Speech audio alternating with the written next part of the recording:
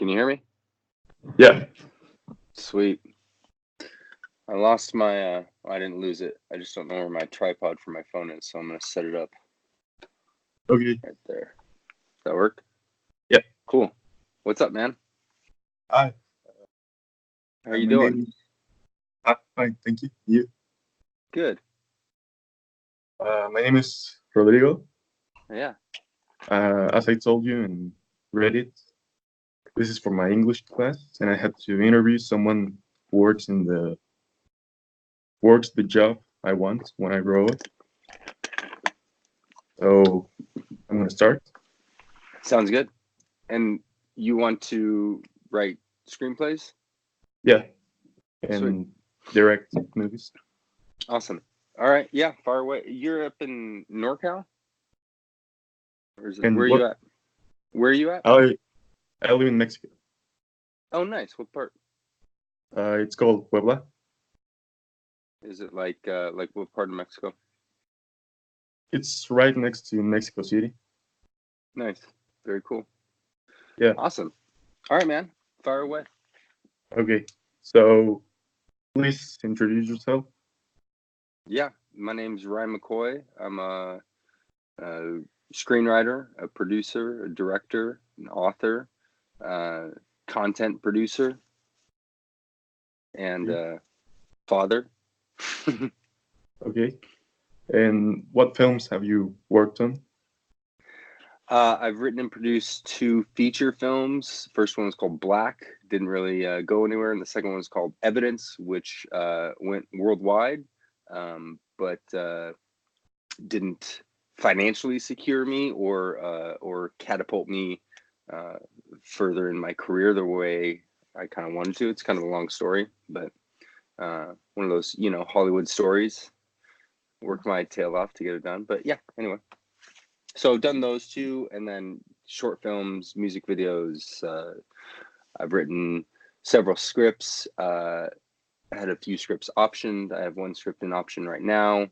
And I'm also working on a TV series. I've spent this whole year writing a TV series that we're pitching to shows and things like that. So that's what I do. And you also run a YouTube channel, right? Yes. So I run my kind of a basically what I'm doing for myself and my own YouTube channel and why I'm on Reddit and all these other places is I spent a lot of time the last 3 or 4 years spending a lot of time online and learning about digital media and social media content, and basically seeing where storytelling through a visual medium is going to be going, like when you're my age, or my kid, he's 5 now, when he's in his mid-20s. It's going to be completely different. The internet and technology has completely changed the rules of the game, and the industry of Hollywood. I've been in LA for over 10 years. I've been I'm in the fucking dirt, and they just don't innovate. I mean, the studio box office sales have never been higher, but the movies have never been a more insulting lack of artistic representation than I feel they ever have been.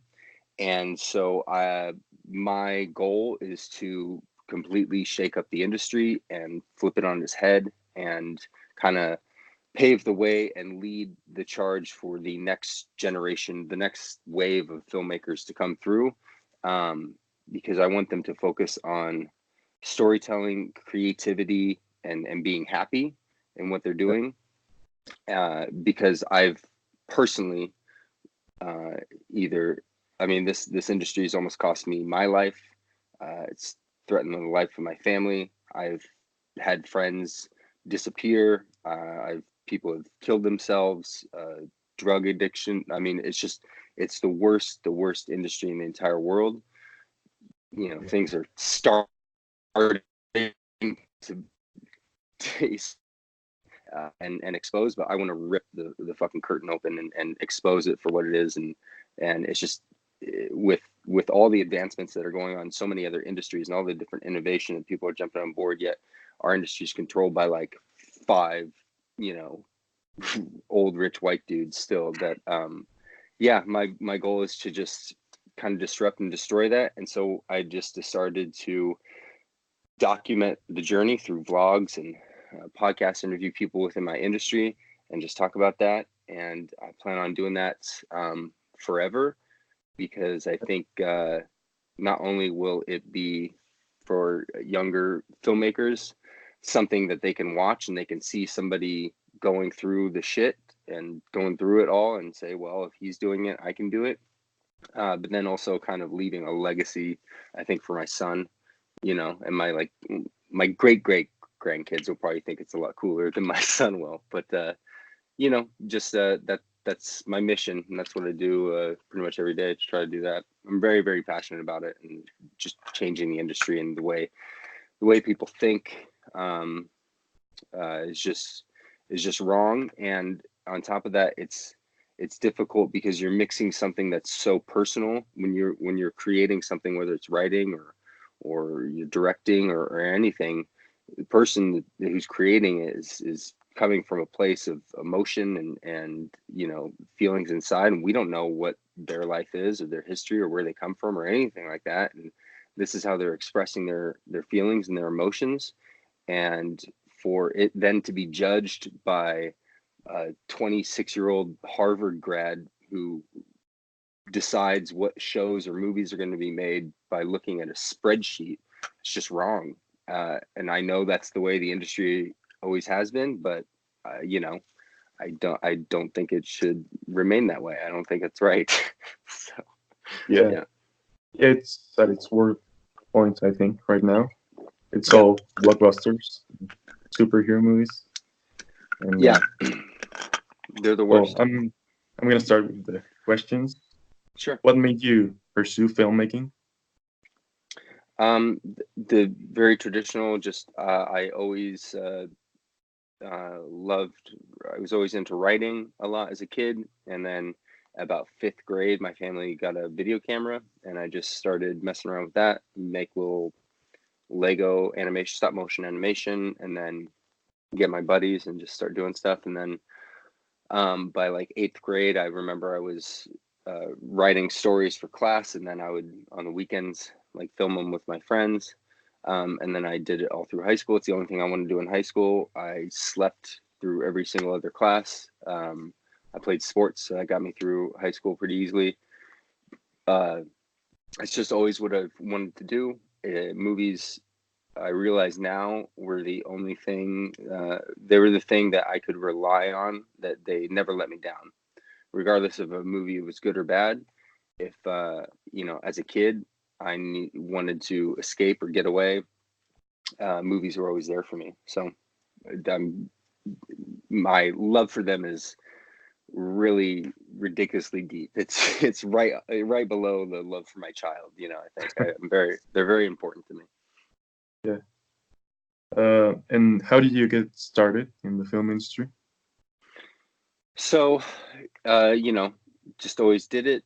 In high school, I took video production all 4 years. My video production teacher, who's actually still a friend and mentor of mine, was very encouraging for me. I wanted to move to LA right out of high school. My dad wanted me to go to a university. I went for a year. I got kicked out.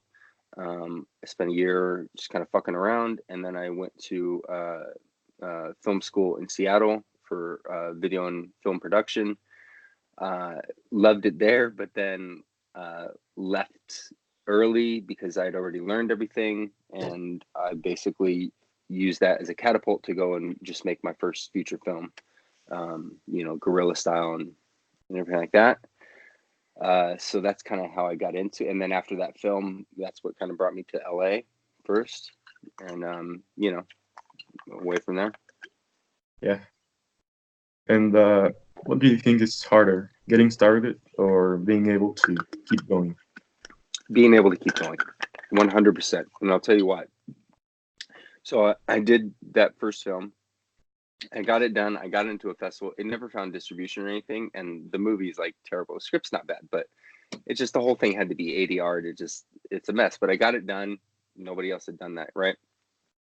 And so then about almost 10 years ago now, I I summoned up, enough help and rallied enough troops and kind of led the charge and went and did it again.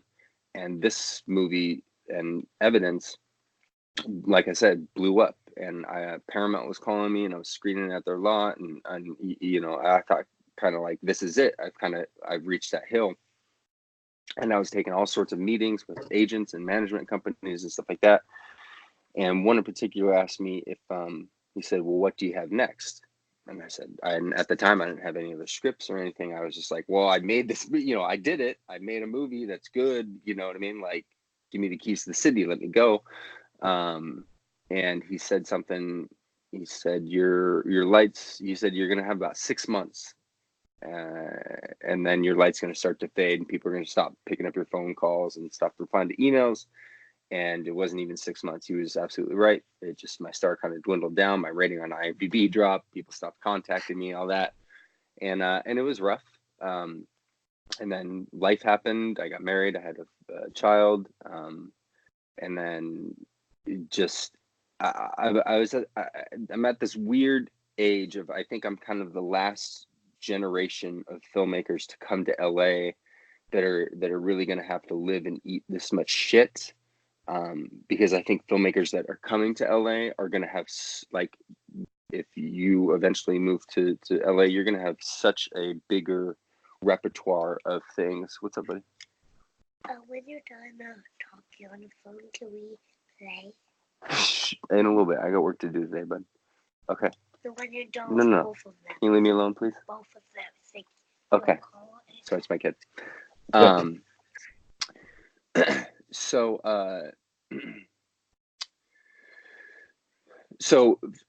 kids that are moving to LA now, at least they have the ability. Like, if you move to LA, I think you should have your own YouTube channel, your Instagram game should be, like, all these things should be up. You should have short films galore on your YouTube channel. Like, you have no excuse whatsoever. You should be making shit all the time.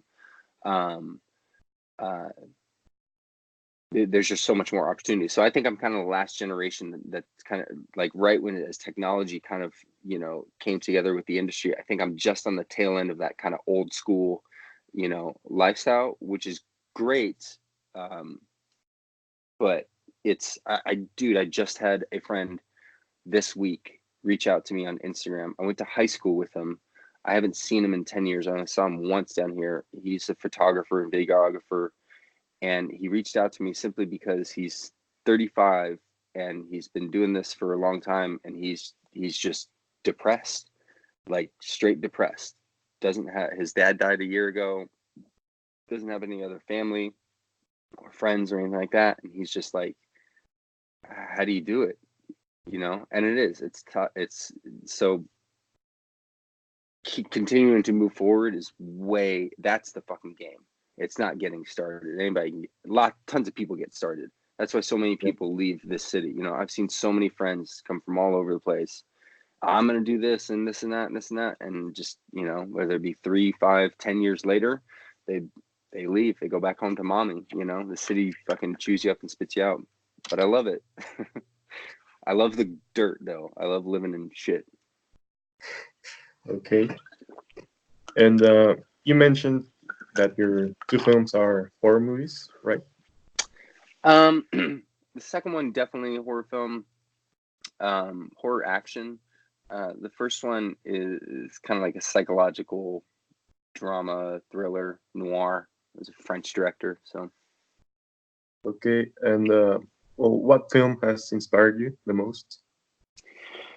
I have a poster of it right there. My favorite film of all time is Predator. My favorite actor is Schwarzenegger. Like I said, it goes back to, it's just like a kid, and I grew up kind of around in the woods, and my dad wasn't around, and I had an older brother who's 5 years older than me, but he was kind of doing his own thing. And so really, like, Schwarzenegger was like my kind of idol of, my father figure growing up, and Predator to me is it's a 3-act structure, which is the most basic, dumbest structure I think that there is, but it's just so perfectly done, and just the wood, just everything about it, I don't know, it's my favorite. And then Spielberg is my favorite director of all time. And so just watching his movies and just the way he moves the camera and the way he's able to tell a story reminds me of it is very childlike, and it reminds me of being a child. So those are the two greatest influences, you know. I mean, I watch Predator like once a month, once every other month, you know, still. So yeah. Okay. And if you could compare your writing style to any other writer, who would it be? Surprisingly, it's not a screenwriter, but if you're familiar with any of Ernest Hemingway's writing or how he wrote, he and I actually also have the same mental problems or had. But my writing is very much like his in terms of it's just very direct and precise and to the point, and just I do a shit ton of outlining. You can kind of see there's notes over there. Right. That's just like the start of like that's one pilot, and I get really like I mean, I've had post-it notes over this entire space before. So I do a lot of planning and structuring. To me, I think of it as very binary. Like good storytelling is like a mathematical equation that you can figure out. So I just write very direct and actions over words. Dialogue is the very last thing I put in. It's maybe 5% of my effort is in dialogue, where I think majority of young screenwriters do the opposite. And it makes sense because Tarantino came along and everybody thought, wow, if I can write dialogue like him, I can write a great script. So they all tried to write clever dialogue, and it turns out that it's just shit covering shit, you know. So yeah. Okay. That would be my style. It's closest to that, I think. Okay. And what is your greatest achievement until now? In the space, in the field, I mean, Yeah. I mean, it's got to be evidence. Look, it was like a horrible experience, and like I said, completely. You know, I didn't know what I was doing in terms of the distribution and sales game, and so you know, I take ownership for it. I even though other people lied to me and you know what took advantage of me, still at the end of the day, I'm the one that you know made the decision. So it was heart-wrenching in that, but on the other side there's millions and millions. We had a distribution deal in Mexico, like DVD. Oh, So I mean it's somewhere in Mexico in Spanish on DVD, you know. It's yeah. also in Russia and Japan, Germany, and you know all these places all over the world, and there's millions of people, and I get hit up, you know, on socials like all the time, and people tell me not only it's their favorite found footage movie, but it's one of their favorite horror movies of all time. There's a really vibrant fan base for it, and that's something that's really pretty cool, you know. um, that is inspiring and drives me to like I want to produce more content for those people that already have seen my content and appreciated it, you know. So like I kind of like I want to do it for them. Okay. Do you think it's essential for me, for example, to go to college and study film? I want to be a filmmaker. No. But I understand all the nuances, and without having all the context of it, I understand why this question gets brought to me a lot, and by younger people, you know, and I know where the question because pursuing a career as a filmmaker is either thought of by you know your parents as something that's unachievable, and so they want you to have something to fall back on, or that it's a temporary thing and it's not a lifelong career that you want to make out of. So they'll pander to it in the short term, uh, and which will create problems in the long term. So that being said, there's a couple things. If you have parents and if they're paying for your college and things like that to go to film school, I'd say fucking go, because it's free year, and that's what I did. And then that's the thing. I went to film school, but every weekend I was the first person. Every Friday I was the first person at the rental place with my sheet checking out gear, and I was shooting something every weekend. Even if it wasn't school related. So I took advantage of that. But if you don't have that, and if you don't have that luxury, then take that money and go make your first feature, or yeah. I learned 5 times more making my first film, just figuring it out, than I did in 2 years of film school. And I learned, everything I need to know making my second feature film than I did in film school. And I don't, none of those contacts transfer, I don't think any of them moved to LA, maybe, or one or two of them, but they since moved away. So, you don't need it. Everything you need to learn is on YouTube. And if you want to write, you write, you write and you read and you watch movies. So, yeah, that's my thing. Okay. You have also acted in your movies, right? Yeah. Okay. I was just wondering. Yeah, I used to want to be an actor and think like, oh, and then I realized how ridiculously hard it is to actually be good at acting. And I've now since kind of figured out where what I'm good at in terms of acting. Like I can play a dickhead and angry, like, pretty well. But I now, as I'm getting older and just way more knowledgeable and more educated, I do still have an interest for it, that I'm probably going to put myself in all my stuff, and give myself little bits and little parts, but never as a pursuant. That's actor's job, but I do like having a camera pointed at me. I enjoy the attention, so there's that. Okay. Yeah. Do you have any advice for young filmmakers?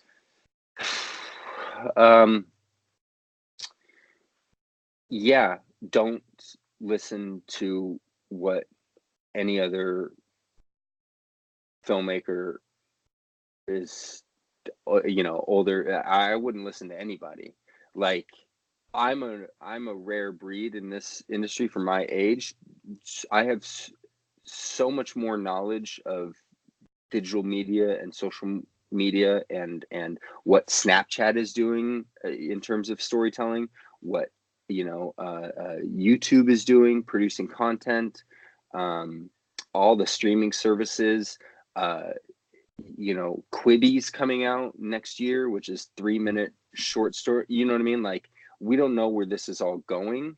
So the advantage that young filmmakers have is that you're native, you grew up with all this stuff. People my age or my generation had to go back and learn it if they wanted to learn. And spoiler alert, nobody has learned what I have. Like, no one. And so I think that's a huge advantage. I think by the time you're 30, 35, where you're finally like got into the groove of, who you are as a storyteller, and you have work to showcase, and what direction you want to go and what you want to say to the world. I think by that time, I think the old folks are going to be kicked out by then.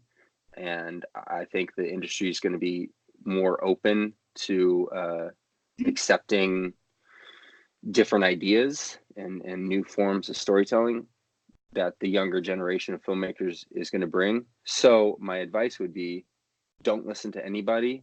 Like, do not listen to anybody. Just make your own shit, and make it however you think is the coolest way, or however it is in your head. Get it on the screen. Really don't listen to anybody. I wouldn't. Yeah. I would just use my youth as an advantage, and you have time and you have resources. I would nonstop be, yeah. I mean, if I can do it every single day, for at least 2 to 8 hours, like, there's no excuse for anybody else. So yeah, that would be it. Don't listen to anybody, and just really try to focus on finding your own voice and what you want to Like, what's the point of you doing all this? Why do you want to be a screenwriter? Why do you want to be a director?